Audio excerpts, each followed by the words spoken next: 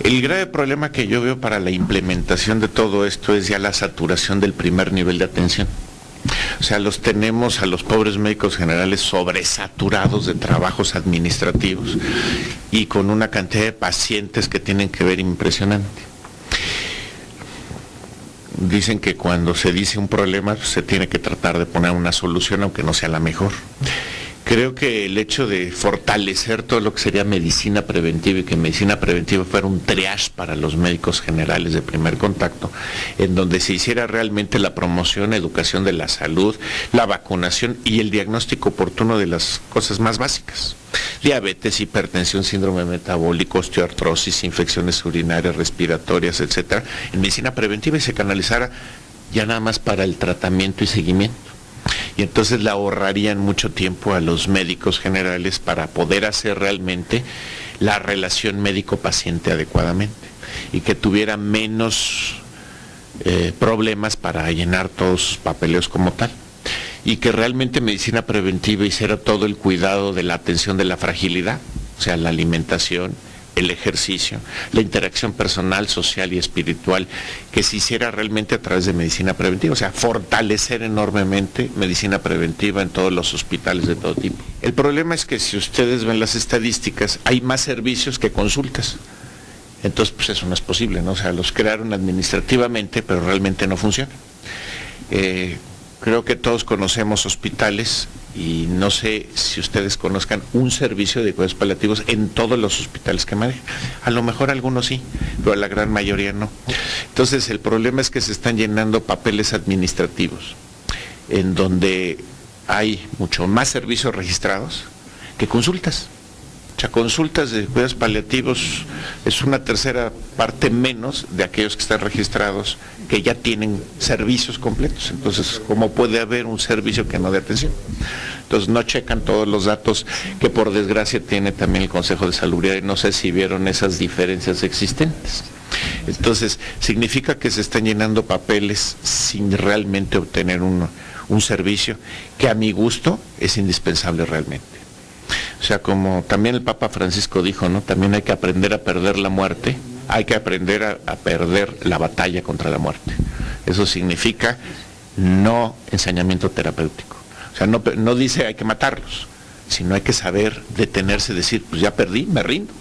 Que el paciente fallezca adecuadamente en un ambiente óptimo, realmente. Muy pocas personas también diferencian muy bien lo que es espiritualidad y religiosidad. Entonces ahí se entremezclan muchas cosas.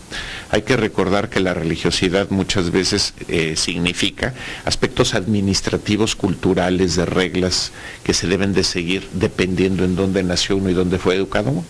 Y por eso existen muchísimas religiones. Las más grandes, la musulmana, entre otras, ¿no? La maometana, posteriormente la católica, en donde hay reglas claras. Pero eso no es espiritualidad. La espiritualidad es uno contra uno. ¿Okay? ¿Qué es lo que tengo? ¿Qué es lo que he vivido? ¿Cómo lo he vivido? Y cómo lo he aceptado.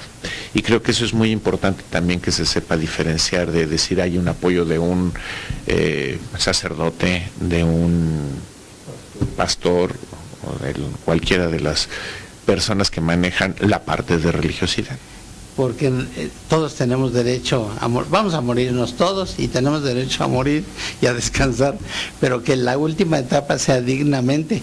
Y por eso hay personas que no quieren saber nada de terapia intensiva en el final de su vida, que prefieren vivir con la mano de su ser querido y no en la mano tener un tubo de ventilador o de venoclisis. Yo lo que he observado, en un principio, pues me parecía que enfrentarme a la muerte, enfrentar a esta condición, nuestros pacientes, la esperanza de vida que tienen en el servicio es de 18 días. Entonces nos enfrentamos con muchas veces a esos pacientes que por otra parte no llega al paciente único, y una de las grandes cosas que se hacen en el servicio, que se ha fomentado y bueno, que ha trabajado la doctora Allende particularmente en esto, pues es verlo de una manera lo más integral posible, incluir a la familia, etcétera, etcétera. Yo particularmente lo que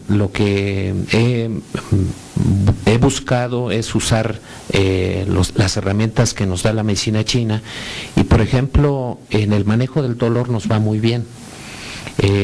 La acupuntura sola para un dolor oncológico, por ejemplo, no lo resuelve, pero sí resolvemos el pequeño hueco, o a veces un gran hueco que dejan los opioides, porque a pesar de que el dolor puede ser controlado relativamente bien con opioides, pero hay muchos pacientes que quedan con un 20-30% aún del dolor, inclusive con dosis más altas y con rescates adecuados, no alcanzan a cubrirlo. Por otra parte, los opioides no cubren otras cosas. Hay el 60%, o a veces estadísticas dicen que un 40% del dolor que tiene el paciente oncológico no es dolor oncológico, es un dolor de otro tipo. Y muchas veces incluso hasta se maneja de manera adecuada con opioides cuando no se debe de manejar. Y nosotros lo que hemos visto es que con los procedimientos que nosotros empleamos podemos controlar mucho ese tipo de dolores.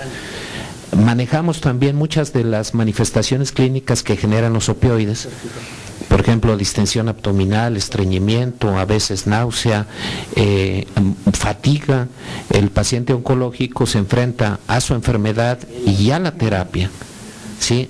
Son dos enfermedades que enfrenta. Las neuropatías, por ejemplo, que generan muchos de los productos que se utilizan, son muy complicados, y muchas veces ese es su principal problema y no se pueden controlar, y nosotros ayudamos a resolverlo. Entonces, creo que por ahí hemos encontrado cosas muy buenas, muy positivas, de poder aplicar en el paciente de una manera también muy útil. Por otra parte, también manejamos muchas cuestiones emocionales con el paciente, sin llegar al uso, por ejemplo, a lo mejor de algún antidepresivo, ansiolítico, que a veces dentro de la polifarmacia que per se tiene el paciente, logramos a lo mejor controlar muchos de esos síntomas. Una cosa que también nos resulta muy útil es el manejo del cuidador primario. Ayudamos mucho al paciente a que pueda aguantar mejor la carga. Es terrible la carga muchas veces que tienen los cuidadores primarios, y no solamente en eso, sino posterior al descenso, el paciente queda muy solo. El cuidador primario, cuando ocurre el descenso de su familiar, muchas veces tiene depresiones, a veces que se prolongan más allá, y que a veces con ayuda tanatológica no es suficiente, y nosotros los hemos ayudado, los hemos acompañado también con buenos resultados. Y una cosa que también resulta muy útil es manejar al personal médico, para evitar el burnout que usted comentaba. Yo atiendo a muchos colegas que quedan con estados depresivos, a veces andan con muchos problemas, incluso existenciales, de decir, estoy haciendo correcto las cosas, porque llega un momento en que es una medicina de límite. El cuidado paliativo es una medicina en el cual siempre va a haber muchas preguntas si se hizo bien o no lo que se tenía que hacer, a pesar de toda la experiencia que se tiene. Sin embargo, aún hay mucho que queda en el tintero, y a lo mejor pueden decir, hice lo que debía haber hecho, y bueno, ahí nosotros también los apoyamos. Pero sí, yo creo que necesitamos una política pública más clara en lo que se refiere a salud y educación. Y para ello yo creo que había que cambiar el paradigma de la educación médica. Desafortunadamente, las escuelas y facultades de medicina, los alumnos van a hospitales de especialidad. Entonces, y son los especialistas sus profesores en cada una de las asignaturas. Entonces, eso trae a una deformación. Todos quieren ser especialistas. La única universidad que yo sé es la Universidad de Nuevo León, que tiene bajo su responsabilidad y como parte de su trabajo 23 clínicas de atención primaria, por la que pasan los alumnos hasta el 4º año. Ya el 5º y 6º se van al hospital universitario, pero lo que es 2º, 3º y 4º lo hacen en unidades de atención primaria. Entonces yo sí creo que pueden sacar. En la escuela médico-militar, por ejemplo, sí vamos al hospital militar, Pero antes de ser especialista tenemos que estar 2 años en atención primaria, si no, no hay derecho a ser especialidad.